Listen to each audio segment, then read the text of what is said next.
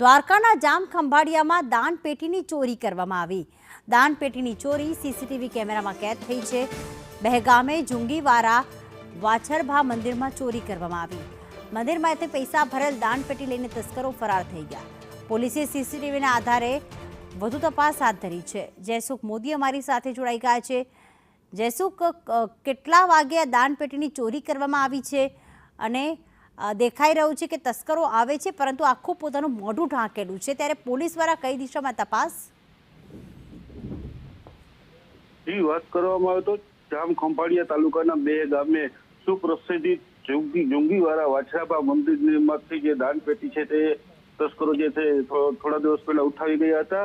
ત્યારે બે ગામે સુપ્રસિદ્ધ જુંગીવાળા વાછરાભા દાદાના મંદિરમાં ચણ માટે જે રાખવામાં આવેલી જે દાનપેટી હતી તે દાનપેટી અજાણ્યો તસ્કર જે છે એ મોઢામાં જે છે રૂમાલ જેવો કોઈ બાંધી અને જે પેટીને ઉઠાતરી કરી છે સીસીટીવીમાં કેદ થયો છે।